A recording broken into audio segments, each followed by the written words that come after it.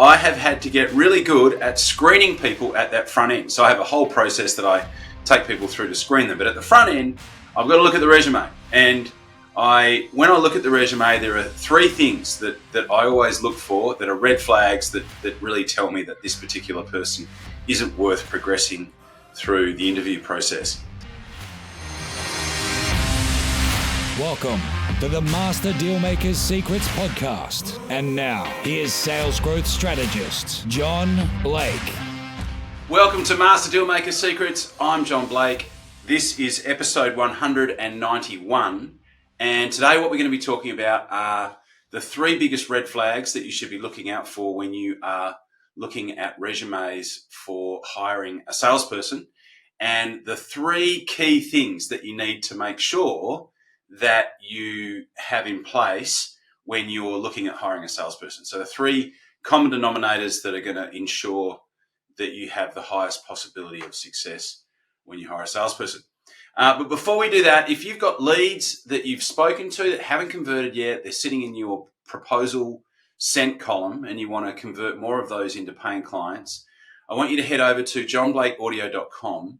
And what you'll get there is my 15-minute audio training on how you can follow up people that you've spoken to that haven't converted yet, and you can do it in a professional, a proactive, and a way that's not going to piss people off. So it's at johnblakeaudio.com. What you'll get is the 15-minute audio that walks you through my exact process for following people up that you've spoken to. You've sent them a proposal, but they haven't actually converted yet. And what you'll also get is a PDF that's got the exact word-for-word template. So what to write in your emails when you send follow-up emails, what to say when you get them on the phone, and when to call and when to email over a 90-day period. I have used this for years. I developed it out of necessity because I needed it in my own business. And I've taught it to hundreds and hundreds of salespeople and business owners, and it works like gangbusters. It is over at johnblakeaudio.com. Go grab it, put it into practice, and let me know how you go. Okay, so the three biggest red flags. So over the last 12 months, I know that I've looked at over 1,000 resumes, right? So I've had 1,000 people that have applied for roles, and I have had to get really good at screening people at that front end. So I have a whole process that I take people through to screen them. But at the front end, I've got to look at the resume. And when I look at the resume, there are three things that I always look for that are red flags that really tell me that this particular person isn't worth progressing through the interview process. The first one is that they are not in a sales role now. Okay. Now, there's a famous saying, and I can't remember who said it, but it's like, if you're not now, you never were, right? So if you used to be in sales, what we know is that the sales muscle, the ability to be able to sell, it atrophies, and it atrophies really quickly. So if you haven't been in a sales role for longer than like 3 or 4 years, you get rusty, right? So it's not to say that that would exclude somebody, but if you want to hit the ground running, if you want to hedge your bets, you want to make sure that you get one of the best people that you possibly can, you want them to be in a sales role now, okay? So that's a really, really important red flag. If they, were in sales 5 years ago, but they're in a totally different role now, that's certainly something that you want to look out for. Okay, so that's the first red flag. The second one is they do have experience in sales, but they weren't in that role for very long. So even if they were only there for like a year, right? And especially in the interviewing process, you say, well, how come you didn't stay in that role? And so what I know about salespeople is that if they are a profit center for that business, the business owners will do anything to keep them, right? If they're a profit center, and if you're a great salesperson, you are a profit center. You are generating business and sales is the lifeblood of any business. So if you're doing that, if you're filling that role, if you're fulfilling that role for a business, they do not want to get rid of you. So if someone was in a sales role, but they weren't in that role for very long, and they don't have a legitimate reason why they left, then that can also be a red flag. And then the third red flag is that they say that they've got experience in sales, but they actually haven't, right? So they, worked as, in a 7-Eleven or worked as an Uber driver, and they're saying that, that they had a sales role. Believe it, believe it or not, there are a lot of people that actually do that. So yeah, they're really probably the three biggest. There's other things to certainly look out for as well, but they would be the three biggest. It's like you want someone in a sales role already. You want them to not have only been in a sales role like previously and for a short period of time. And the other one is that if they say that they've got experience in sales but they haven't, obviously that's pretty obvious, but yeah, it's absolutely worth mentioning. So the three biggest boxes that the person needs to tick. And also what I would add is that if they have been in a previous sales role, you want them to have sold something similar, right? You want them to have been selling a product that's similar. That will also hedge your bets in terms of getting somebody who's going to hit the ground running. A lot of people who listen to the podcast want to know what we do over at Master Dealmaker Secrets. And effectively what we do is we work with sales professionals and business owners all over the world who are seeing massive increases in their top line sales revenue. So we help business owners and sales professionals to effectively focus on the three key drivers to growing sales revenue in your business. The first one is controlling the message that you send out into the marketplace so that potential clients see and hear and read what you do as an opportunity as opposed to your competitors.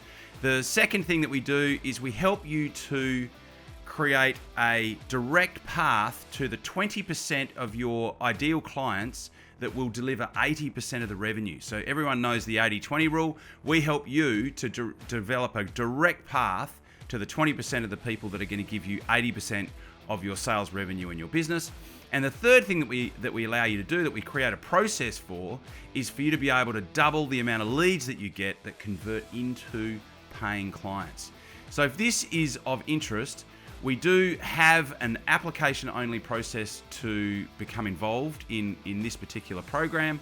And to get to there, all you need to do is to go to www.johnblakescall.com. So it's JOHNBLAKESCALL.com, and there's a couple of questions to answer there. And then what you'll do is get on a quick conversation with me, and I can find out a little bit more about what you've got going on in your business and see potentially whether what you are doing would be a fit for what we could help you with.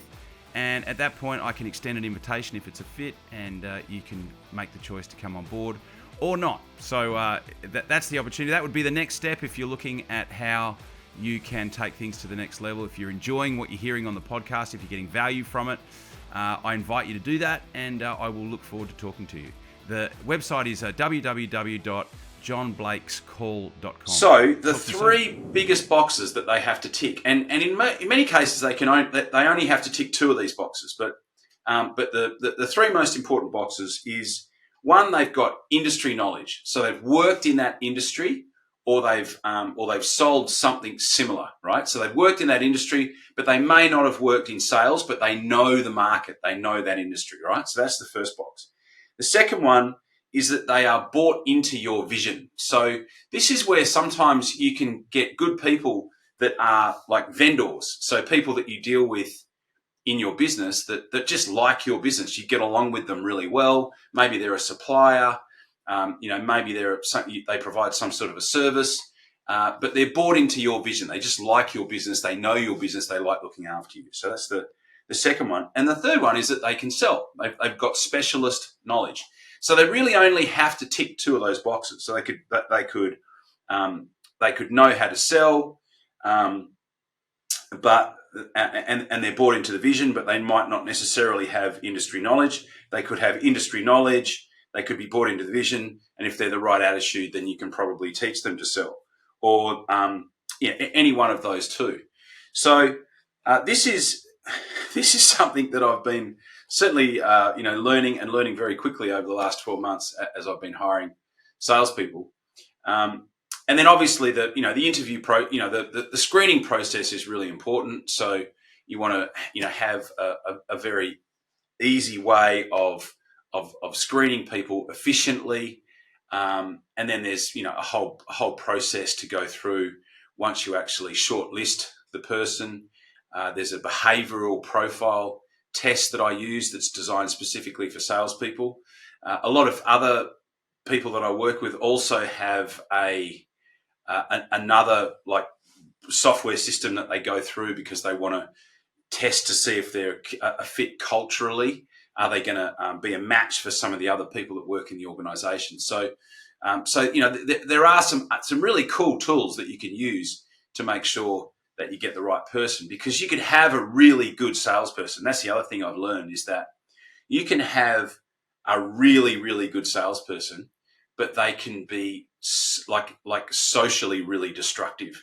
And there's this balance between getting somebody who's like freakishly good at selling, but they can often be sociopaths, and may not fit into the culture of quite a few different businesses out there. So there's all of these, considerations. So it's certainly, industry knowledge is great, and being able to sell is also great, and being bought into the vision is also great, but they need to be a cultural fit. Like, is this person going to be a cultural fit? And one of the things that we do in the interview process is that I like to get as many people from the organization involved in that process, because everyone sees different things. Everyone picks up and notices different things in that interview process. And, so there are things that I might pick up from an interview with, like a final interview with a person.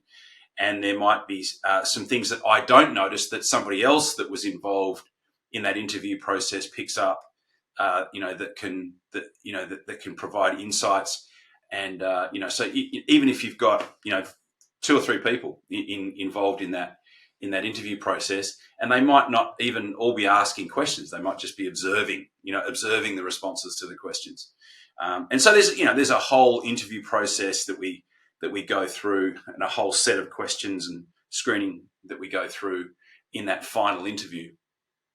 But yeah, I just wanted to share some insights into the practical application of having placed about 10 different salespeople now over the last 12 months, and some of the things that you can pick up if you're in that particular planning process and you want to make sure that you get it right. So as always, thanks for listening, and I will talk to you on the next podcast. Cheers. You've been listening to Master Dealmaker Secrets with John Blake. Subscribe to get more in-depth strategies and maximize your sales process with new episodes every other week. And double your inquiry to sale conversion with the lead flow you already have. Go to johnblakeaudio.com for his exclusive, free, no fluff audio training and companion PDF guide.